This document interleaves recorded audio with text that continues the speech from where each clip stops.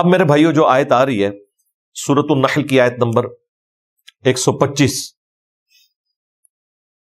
یہ آیت مبارکہ میں نے اپنی سینکڑوں ویڈیوز میں کوٹ کی ہے۔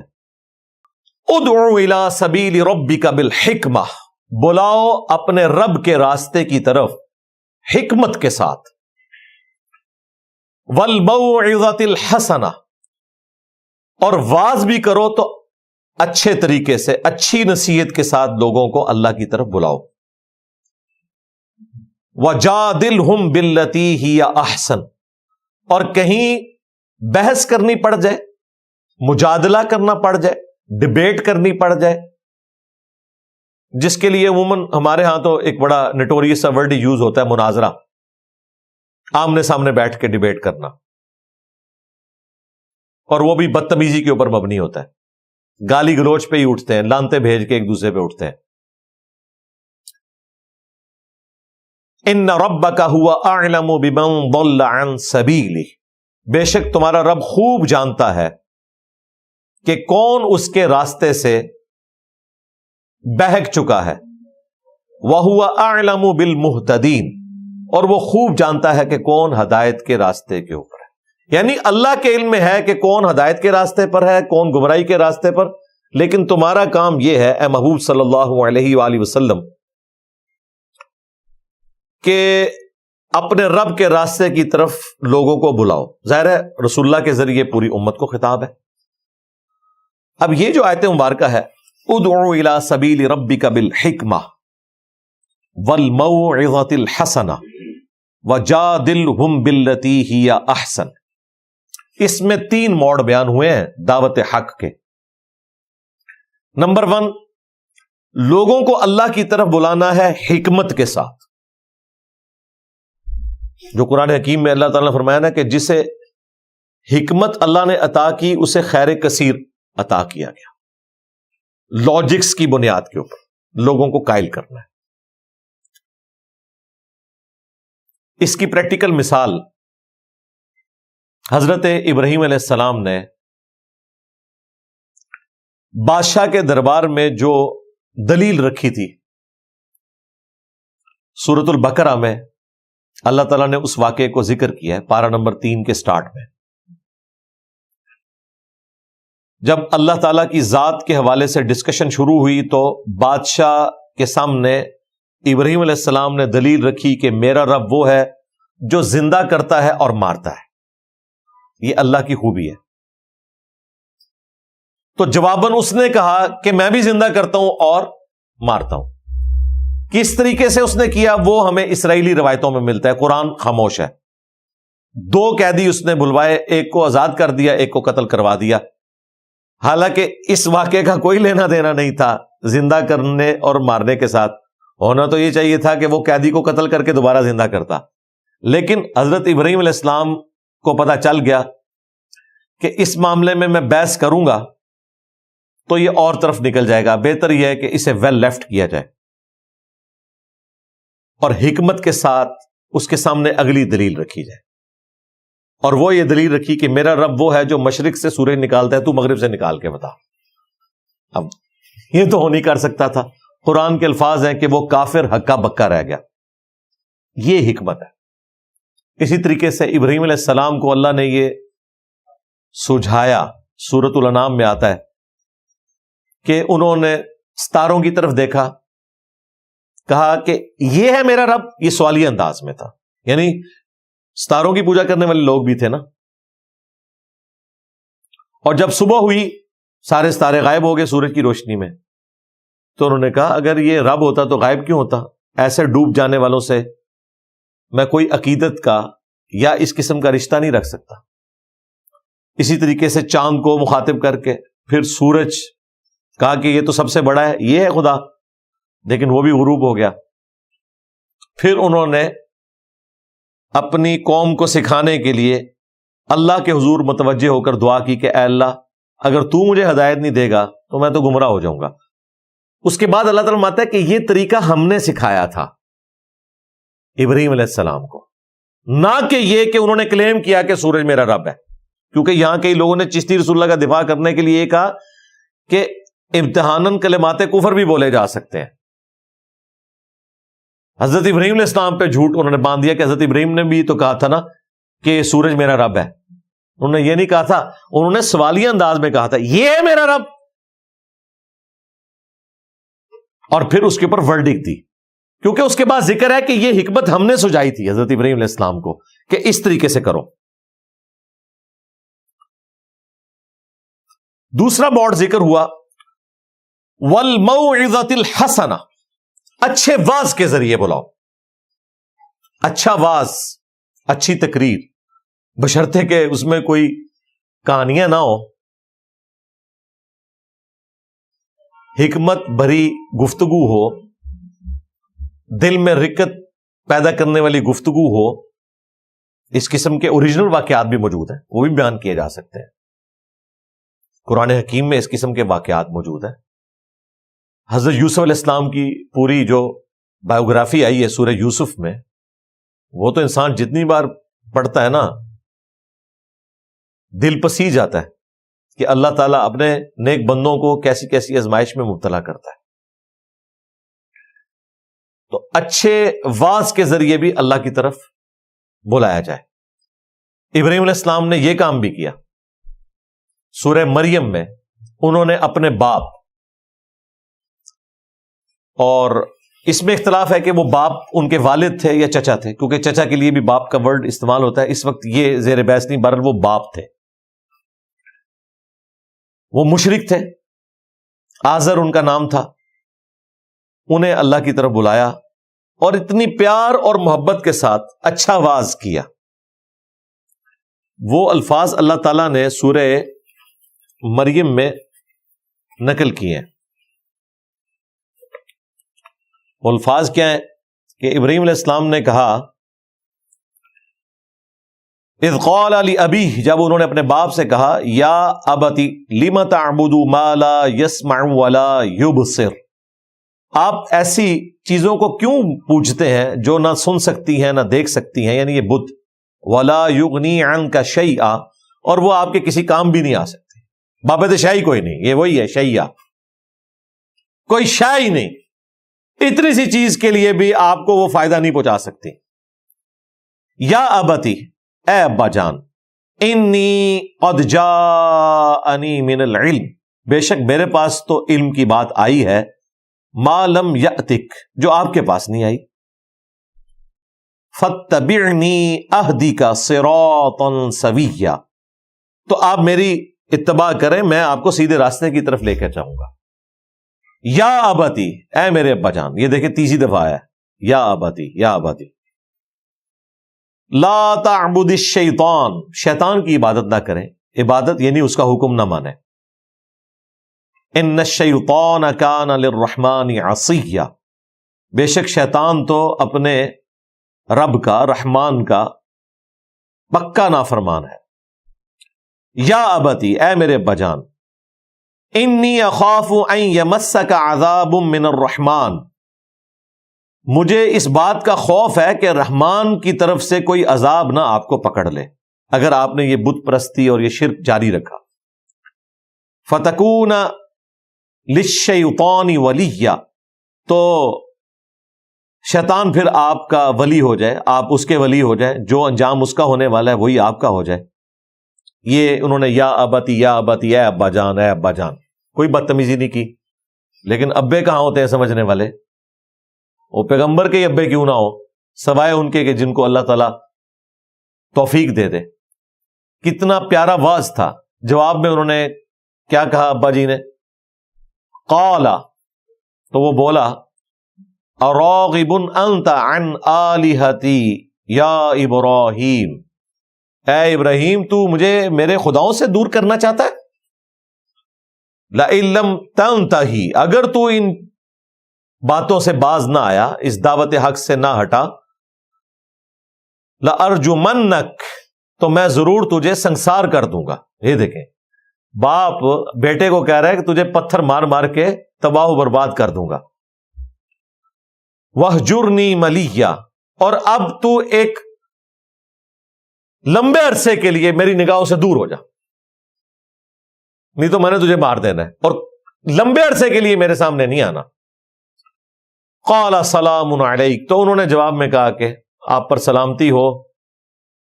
ساستغفر لک ربی، ان قریب میں اپنے رب کے حضور آپ کے لیے دعا کروں گا. انہ کان بی حفیہ، بے شک وہ مجھ پر بڑا مہربان ہے. لیکن یہ بھی پھر اللہ تعالیٰ نے بعد میں منع کر دیا سورہ توبہ میں کہ جو شرک کی حالت میں مر گیا اب اس کے لیے دعا بھی نہیں کرنی. زندگی میں کر سکتے ہیں، بعد میں نہیں کر سکتے. اس سے یہ بھی پتا چلا کہ آپ جتنا مرضی اچھا واز کر لیں، جب سامنے بیٹھے ہوئے لوگ بات ماننا نہیں چاہتے، چاہے وہ آپ کا باپ ہی کیوں نہ ہو جو آپ کی عادت سے بھی واقف ہے، اس کے باوجود وہ بات قبول نہیں کرے گا اگر وہ ضد اور ہٹ درمی پر اڑا ہوا ہے.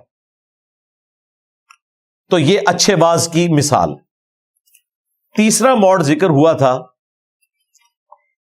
وَجَادِلْهُمْ بِالَّتِي هِيَ أَحْسَنُ، اور مجادلہ کرو ان کے ساتھ احسن طریقے کے ساتھ. مجادلہ یعنی ترکی بد ترکی گفتگو، ڈیبیٹ. وہ بات کریں اسی لیول کا انہیں الزامی جواب، جسے میں پھکی کہتا ہوں، اینٹی وینم کہتا ہوں، لیکن وہ بھی باللتی ہی یا احسن انداز میں ہونی چاہیے، اس میں گالی گلوچ نہ ہو. لیکن یہ نیچرل چیز ہے، جب مجادلہ ہوگا نا، آپ گالی نہ بھی نکالیں اگلے کو گالی لگنی ہے، کیونکہ مجادلہ ہو رہا ہے نا. یہ مجادلہ حضرت ابراہیم علیہ السلام نے بھی کیا. دیکھیں میں نے یہ تینوں موڈ میں حضرت ابراہیم علیہ السلام کو رول ماڈل کے طور پر پیش کیا، کیونکہ یہ جو رکوع کا آغاز ہی اللہ تعالیٰ نے ابراہیم علیہ السلام سے کیا تھا. ان ابراہیم کان امۃ قانتا للہ حنیفا. تو میں نے ضروری سمجھا کہ حضرت ابراہیم جو ہمارے لیے رول ماڈل ہیں، انہی کی زندگی سے وہ مثالیں پیش کی جائیں جو قرآن میں آئی ہیں. اب یہ جو مجادلے کی مثال ہے نا، یہ تو کمال کی مثال ہے. وہ ہے سورۃ الانبیاء کے اندر، بڑا مشہور واقعہ ہے، وہ بھی کمال کا واقعہ ہے کہ حضرت ابراہیم علیہ السلام نے جب ان کی قوم ایک سالانہ میلے کے اوپر گئی ہوئی تھی، پیچھے سے انہوں نے ایک کلہاڑا لے کر بت خانے میں گھس گئے اور سارے بت توڑ دیے، اور جو سب سے بڑا بت تھا اس کے کندھے کے اوپر جا کر کلہاڑا رکھ دیا. یہ مجادلہ کرنے لگے ہیں. اس میں حکمت بھی شامل ہے، اس میں اچھا واز بھی شامل ہے، اور مجادلہ بھی شامل ہے. وہ مجادلہ ہوگا، ظاہر ہے جب آپ نے بزرگان دین ہی ان کے ذبح کر دیے ہیں تو مجادلہ تو ہونا تھا. جب وہ واپس آئے انہوں نے دیکھا کہ سارے بت ٹوٹے پڑے ہوئے ہیں، تو بڑے پریشان ہوئے، میٹنگ کال کی اور انہوں نے کہا کہ جس نے بھی ہمارے بتوں کے ساتھ یہ کیا ہے وہ بڑا ظالم ہے. بھائی بت تو تمہاری حفاظت کرنے کے لیے تھے، تمہارے جھوٹے معبود تھے، وہ بیچارے اپنی بھی حفاظت نہیں کر سکے. اس طرف ان کا دھیان خود نہیں گیا. تو جب انہوں نے میٹنگ کی نا تو اس میں پھر بات سامنے آئی. قالوا سمعنا فتى يذكرهم يقال له ابراہیم. انہوں نے کہا کہ ہم کچھ عرصے سے سن رہے تھے کہ ایک نوجوان لڑکا ہے یہاں پہ جو برائی کے ساتھ ان بتوں کا ذکر کرتا تھا. برائی یہ نہیں ہے کہ وہ مطلب کوئی گالیاں نکالتا تھا، وہ یہی کہتا تھا کہ یہ بت کسی کو کیا نقصان پہنچا سکتے ہیں، کیا نفع دے سکتے ہیں. قالوا فأتوا به على اعین الناس. تو انہوں نے پھر مشورہ کر کے کہا کہ لوگوں کے سامنے سے پیش کرو، لعلهم یشهدون، تاکہ وہ گواہی دیں اس بات کی کہ واقعی یہی وہ بندہ ہے. اور ظاہر ہے وہ مان لے گا تو پھر لوگوں کو پتہ چل جائے گا، پھر ہم اس کے اوپر کوئی مقدمہ قائم کریں گے. اب ابراہیم علیہ السلام کو بلایا گیا. قالوا اانت فعلت هذا بآلهتنا یا ابراہیم. تو انہوں نے کہا کہ اے ابراہیم، کیا تو نے ہمارے معبودوں کے ساتھ یہ سلوک کیا؟ یہ سارے مزارات تم نے گرائے ہیں آج کے دور میں، یہ سارے بزرگان دین ان کے ساتھ یہ سلوک تم نے کیا؟ قال بل فعلہ کبیرہم ھذا.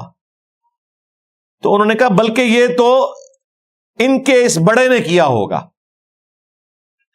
بڑے بت کا لفظ بھی استعمال کیا، بڑے کا، اور یہ توریہ تھا، یہ جھوٹ نہیں تھا.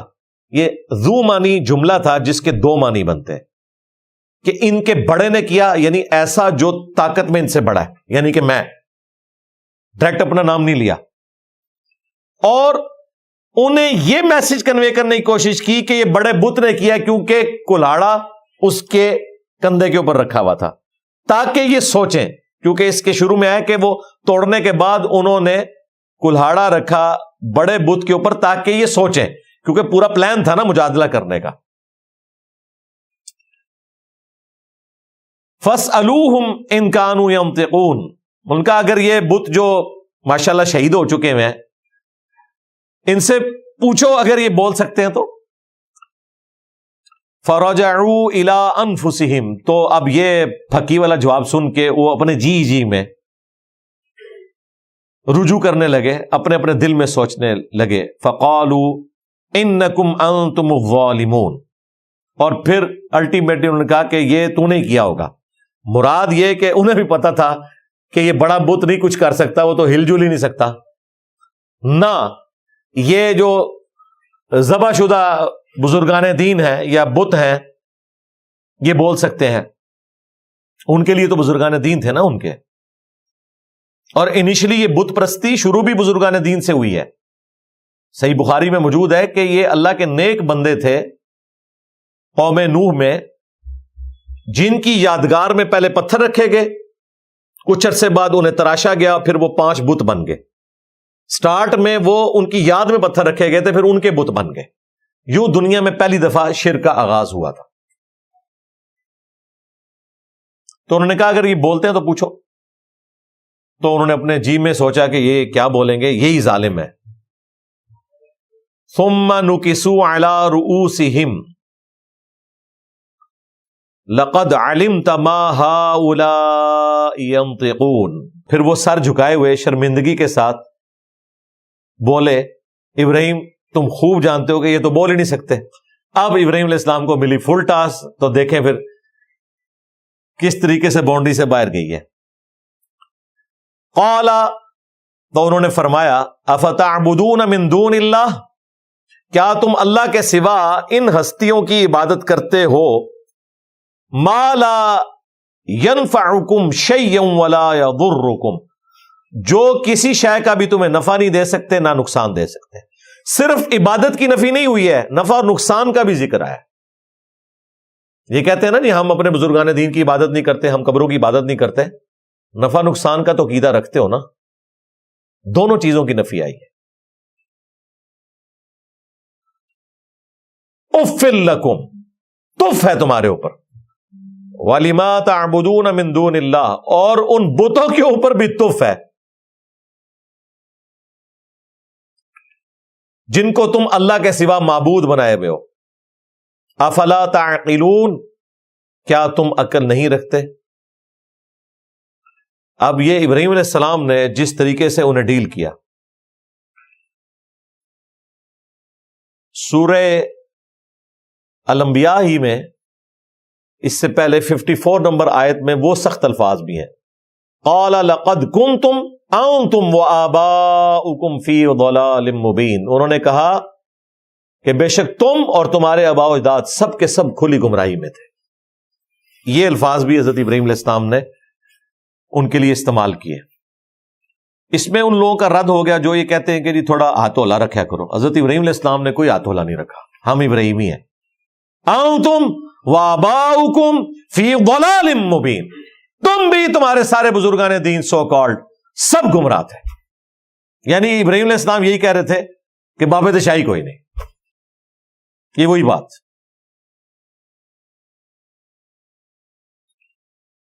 پھر ان کو ذرا آر دلائی تو انہوں نے جواباً کہا قالوا حرقوہ، اسے جلا دو، وانصروا آلہتکم ان کنتم فاعلین، اور اپنے معبودوں کی مدد کرو اگر تمہیں کچھ کرنا ہے۔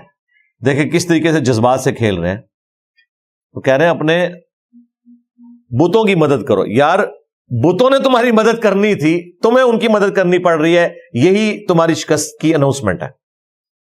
تو پھر اللہ تعالیٰ نے فرمایا قلنا، پھر ہم نے فرمایا یا نار کونی بردا وسلاما علی ابراہیم، اے آگ ٹھنڈی ہو جا اور صرف ٹھنڈی نہیں ہونا، سلامتی کے ساتھ ٹھنڈا ہونا ہے ابراہیم پر.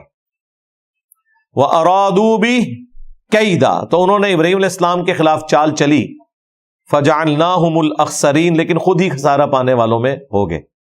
آگ کو ٹھنڈا بھی کیا اور سلامتی بھی بنا دیا حضرت ابراہیم علیہ السلام کے لیے. یعنی اتنی ٹھنڈی بھی نہ ہو جائے کہ انہیں تکلیف ہو، سلامتی والی ٹھنڈی ہو. تو یہ ابراہیم علیہ السلام نے مجادلہ بھی کر کے بتایا، یعنی ان کے اصول اور مبادی کے اوپر انہیں گرایا. اللہ کا شکر ہے ہم بھی اپنی دعوت اسی طریقے سے لے کے چل رہے ہیں. ہم حکمت کے ساتھ بھی بات کرتے ہیں. سائنٹیفک فیکٹس کے اوپر میری اب تو سینکڑوں ویڈیوز ہو چکی ہیں منکرین خدا کو اسلام کی طرف بلانے کے لیے. پھر وقتاً فوقتاً کرسچنز کی طرف سے، ہندوؤں کی طرف سے، منکرین خدا ایتھیسٹ کی طرف سے جو اسلام پہ حملے ہوتے ہیں، اس پہ میں ویڈیوز ریکارڈ کرواتا ہوں. واضح ہنسنا کی بات ہے. اللہ کا شکر ہے قرآن حکیم میں فکر آخرت کے اوپر جتنی آیات ہیں وہ ساری کی ساری میری ویڈیوز یوٹیوب کے اوپر اویلیبل ہے. پوری قرآن کی تفسیر 344 لیکچر میں ریکارڈ ہو چکی ہے. اب یہ دوسری دفعہ ریکارڈنگ ہو رہی ہے. آج 187 نمبر لیکچر ہے. آپ وہ اچھا واز بھی دیکھ سکتے ہیں ہدایہ وکٹری چینل پہ، ہدایہ پورٹل چینل کے اوپر. اس میں صحابہ کرام کے اوریجنل واقعات بھی ہیں، انبیاء کرام کے واقعات ہیں. اس کے ذریعے بھی ہم لوگوں کو اللہ کی طرف بلاتے ہیں. اور جو مجادلے والا کام ہے، یہ دنیا کا مشکل ترین کام ہے. یہ جس آسان انداز میں اللہ تعالیٰ نے اس پلیٹ فارم سے لیا ہے وہ اسی پلیٹ فارم کا خاصہ ہے. اور کسی نے یہ کام اس طریقے سے نہیں کیا کہ مختلف مکاتب فکر کو ان کے اصول اور مبادی کے اوپر مجادلہ کر کے بیک فٹ پہ جانے پر مجبور کیا گیا. جن لوگوں نے گستاخانہ عبارتوں کے اوپر باقی فرقوں کو نیزے کی نوک پہ لیا تھا، ہم نے اسی فرقے کی گستاخانہ عبارتیں بھی نکالی. جن لوگوں نے بخاری مسلم کی بنیاد پہ صرف رفع الیدین کے اوپر مناظرے لڑ لڑ کے لوگوں کو اپنا حق پہ ہونا بتانا شروع کر دیا تھا اور اسی پہ وہ اپنی فتح کی اناؤنسمنٹ کر رہے تھے، ہم نے بخاری اور مسلم سے ان کے عقائد اور نظریات کے خلاف بنو امیہ کو ایکسپوز کر کے انہیں بھی امتحان میں ڈالا کہ اب اسے بھی مانو. تو ہر فرقے کو اس کے زور کے اوپر گرایا. اس کے اوپر میری جو ویڈیو ہے مجلس 50 انٹرویو آف انجینئر محمد علی مرزا، وہ تفصیلاً 4 گھنٹے کی ویڈیو ہے. اس میں میں نے تمام مکاتب فکر کو بات کیسے ان کے سامنے رکھنی ہے. جو ان کے انٹرسٹ کی چیز ہے اس سے سٹارٹ لینا ہے، جو ان میں غلط چیز ہے، برائی ہے، اس سے سٹارٹ نہیں لینا، وہ تو بات ہی نہیں سنیں گے. جو ان کے انٹرسٹ کی چیز ہے، جس کی بنیاد پہ وہ لوگوں کو گمراہ کہتے ہیں، اسی کامن ٹرم سے آپ نے آغاز کرنا ہے. مثلا بریلوی کہتے ہیں کہ جی باقی سارے گستاخ ہیں، انہیں کہ بالکل ہم آپ کے ساتھ ہیں کہ گستاخی نہیں ہونی چاہیے. وہ آپ کو بتائیں گے جی اشرف علی تھانوی نے تھانوی رسول اللہ کو انڈورس کیا، آپ کے بالکل ہم آپ کے ساتھ ہیں، غلط کیا. لیکن اب یہ چشتی رسول اللہ اور شبلی رسول اللہ بھی نکلا ہے. اب آپ کہاں بھاگیں گے؟ کیونکہ یہ وہ چیز ہے جو آپ خود مانے ہوئے. جو بندی کہیں گے کہ بریلوی جو ہے وہ قبروں سے مانگتے ہیں اور یہ بزرگان دین جو ان کے نزدیک ہیں ان کے بارے میں عقیدہ رکھتے ہیں کہ مرنے کے بعد ان کی طاقت بڑھ جاتی ہے اور یہ لوگوں کی مدد کرتے ہیں. یہ گمراہ کن عقائد پھیلا رہے ہیں آپ کے. بالکل ٹھیک ہے، لیکن سرکار یہ دیکھیں، آپ کے اشرف تھانوی صاحب نے بھی لکھا ہے کہ قاسم ننوتوی صاحب مرنے کے 6 سال بعد فزیکلی قبر سے نکل کر دیوبند کے 2 مولویوں کی صلح کروا کے واپس چلے گئے، خواب میں نہیں. اب آپ بتائیں، تھوڑی دیر پہلے تو آپ کہہ رہے تھے نا کہ یہ عقیدہ غلط ہے، اب بتائیں، بند گلی میں چلے گئے نا. اسی طریقے سے اہل تشیع کا یہ کلیم ہے کہ وہ حضرت علی کی مخالفت کے اوپر صحابہ کرام علیہم رضوان پر سب و شتم کرتے ہیں، اصحاب جمل کے اوپر. اگرچہ انہوں نے معافی بھی مانگ لی حضرت علی سے اور معاملہ کنکلوڈ ہو گیا، پھر بھی انہیں آپ بتائیں کہ خوارج وہ تھے جو حضرت علی کو چھوڑ گئے، ان کے اپنے فوجی تھے، پھر بھی حضرت علی نے مال غنیمت میں سے ان کا حصہ مقرر کیا ہوا تھا جب تک کہ انہوں نے مسلمانوں کو قتل نہیں کیا، اور ان پہ کفر کا فتویٰ بھی نہیں لگایا. کہا ہمارے بھائی تھے، بھگوڑے ہو گئے. نہ یہ کافر ہے نہ یہ منافق ہے. تو یہ ہر ایک فرقے کو آپ نے اصول اور مبادی کے اوپر گرانا ہے. اہل حدیث یہ کہتے تھے کہ جی ہمارا نماز کا طریقہ رفع الیدین کے ساتھ بخاری مسلم میں لکھا ہے. دیکھیں یہ لوگ سنی ہو کر بھی بخاری مسلم کو مان کر بھی اس پہ عمل نہیں کرتے. بالکل آپ کی بات ٹھیک ہے، ہم آپ کے ساتھ ہیں، نماز کا طریقہ یہی ہے. لیکن سرکار بخاری مسلم میں تو یہ بھی لکھا ہوا ہے کہ بنو امیہ نے اس امت کے ساتھ، اہل البیت کے ساتھ کیا ظلم کیا. اب آپ بتائیں آپ نے یہ بات ماننی ہے کہ نہیں، یا صرف رفلی دین کی حدیثیں ماننی ہے؟ تو یہ اصول اور مبادی پر اس کو میں نے اینٹی وینم، پھکی، الزامی جواب کہا۔ اینٹی وینم یہ ہوتا ہے کہ کوبرا جو سانپ ہے نا، اس کے زہر سے اس کا اینٹی وینم تیار کیا جاتا ہے، اس زہر کا علاج کوئی نہیں ہے، وہ زہر نکالا جاتا ہے، وہ زہر جو ہے وہ ڈائلیوٹ کر کے نا گھوڑے کو ٹیکا لگایا جاتا ہے، پھر آہستہ آہستہ گھوڑا اس کے بلڈ کے ساتھ نا اس میں امیونٹی پیدا ہو جاتی ہے، پھر آہستہ آہستہ جب وہ امیونٹی اسٹرانگ ہو جاتی ہے، پھر وہ اس کے بلڈ میں سے جو اینٹی باڈیز بنے ہوئے ہوتے ہیں نا، جو کہ اس زہر سے لڑتے ہیں، وہ نکال لیتے ہیں، وہ اینٹی وینم ہوتا ہے۔ تیار کس سے ہو رہا ہے؟ اسی وینم سے، یعنی تھانوی رسول اللہ وینم سے چشتی رسول اللہ وینم تیار ہو گیا، صرف بندوں کے نام بدلے ہیں، لیکن بندوں کے نام نہیں، وہ دو مختلف پارٹیوں کے بزرگان دین ہیں، ایک کے لیے بزرگان دین ہے، دوسروں کے لیے وہ گستاخ ہے، اس لیے ان کے لیے آ گیا امتحان والا معاملہ۔ تو یہ اللہ کا شکر ہے ہم نے کیا ہے، مشکل کام تھا، اللہ تعالیٰ نے لیا ہے، کیونکہ اس کے ساتھ جان کا رسک جڑا ہوا ہے اور ڈی فیم ہو جانے کا خطرہ جڑا ہوا ہے، گالیاں پڑتی ہیں، اس لیے اس کام کو کوئی ہاتھ نہیں ڈالتا۔ پوری زندگی لوگ ختم نبوت کا نام لیتے ہیں، توحید کا نام لیتے ہیں، لیکن شرک جو اریاں شرک ہے اسے بائی نیم مینشن نہیں کر پاتے۔ اس کی وجہ سے لوگ ان کی بات سن کے بھی اسی عقیدے پہ رہتے ہیں جس پہ وہ پہلے تھے، صرف ان کی گفتگو کو انجوائے کرتے ہیں۔ لیکن اللہ کا شکر ہے ہمارا کوئی چھوٹا سا کلپ بھی کسی کے موبائل میں چلا جائے نا، تو ایک بار بندے ہل جاتے ہیں کہ یار یہ کون ہے جو اتنے کانفیڈنس سے بول رہا ہے، میرا نبی عیسیٰ ہے ہی کوئی نہیں، تیرے بابے تھے شے ہی کوئی نہیں۔ تو ظاہر ہے اس کے آگے پیچھے میں پھر وہ بات کر کے اس کو کنکلوڈ کرتا ہوں۔ یہ وہ کام ہے جو مجادلہ ہے، اللہ کے فضل سے یہ کیا ہے، اللہ تعالیٰ اسے قبول فرمائے، اور اس میں اگر کوئی غلطی ہوئی ہے تو درگزر فرمائے، اور آئندہ بھی حکمت کے ساتھ اپنے معاملات کو لے کے چلنے کی توفیق عطا فرمائے۔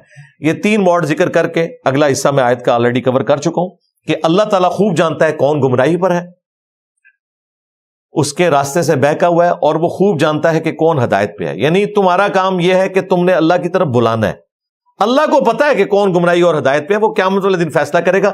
دنیا میں تمہارا کام یہ ہے کہ تم نے ادعو الی سبیل ربک بالحکمہ والموعظۃ الحسنہ وجادلہم باللتی ہی احسن، یہ کام تم نے کرنا ہے۔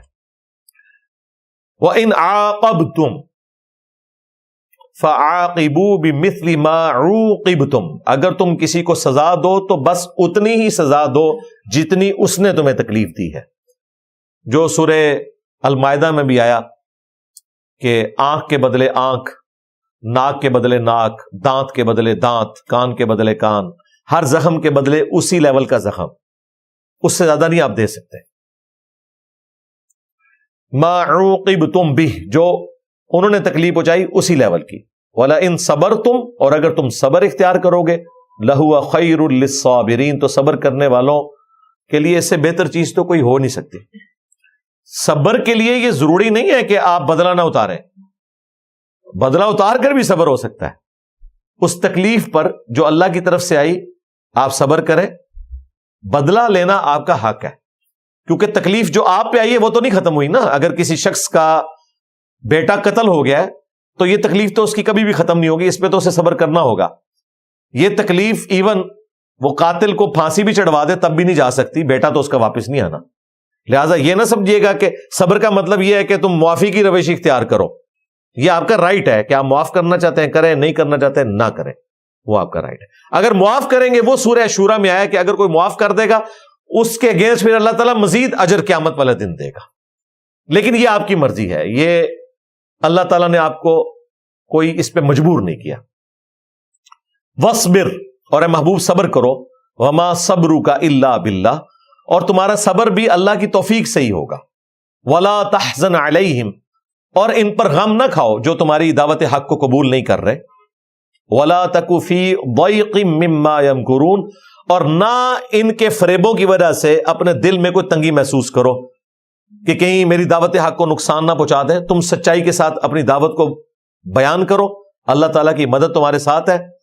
کوفت ضرور ہوتی ہے, قرآن میں کئی جگہ یہ بھی آیا کہ ان کی باتوں سے نبی تمہیں کوف ضرور ہوگی, لیکن at the end of the day تمہاری جیت ہوگی. دنیا میں بظاہر نہ بھی ہوئی, آخرت میں تو ہونے والی ہے. تو آپ نے اپنے آپ کو اس غم میں مبتلا نہیں کرنا کہ لوگ حق نہیں قبول کر رہے, اور نہ اس غم میں پڑنا ہے کہ یہ جو اسلام کے خلاف سازشیں کر رہے ہیں اس کی وجہ سے یہ ہو جائے گا. تم نے اپنا کام کرنا ہے, یہ اپنی مکارانہ چالیں چلتے رہے, اللہ تعالیٰ اہل حق کا ساتھ دے گا. ان اللہ مع الذین اتقوا, بے شک اللہ تعالیٰ ساتھ ہے ان لوگوں کے جو تقوی کی روش اختیار کرتے ہیں. اللہ کی مدد ان کے ساتھ ہے جو خدا سے ڈرنے والے لوگ ہیں. والذین هم محسنون, اور وہ لوگ جو کہ نیکوکاری کی روش اختیار کرتے ہیں, درجہ احسان کے اوپر پہنچے ہوئے لوگ ہیں. اللہ تعالیٰ ان کی مدد فرمانے والا ہے. یعنی نبی الاسلام اور ان کے جانثار اہل البیت علیہم السلام اور جانثار صحابہ کرام علیہم رضوان سب کو تسلی دی جا رہی ہے کہ اللہ تمہارے ساتھ ہے, اور at the end of the day تمہاری کامیابی ہونے والی ہے, دنیا میں بھی اور آخرت میں بھی. اور دنیا نے دیکھا, ابھی تو آخرت میں جب لوگ اجر دیکھیں گے تو اس اجر کے تو کیا کہنے. الحمدللہ یہاں پہ ہمارا پارہ نمبر 14 بھی مکمل ہوا اور سورۃ النحل بھی کمپلیٹ ہوئی. سبحانک اللہم وبحمدک, اشہد ان لا الہ الا انت, استغفرک واتوب الیک, وما علینا الا البلاغ المبین. جزاکم اللہ خیرا.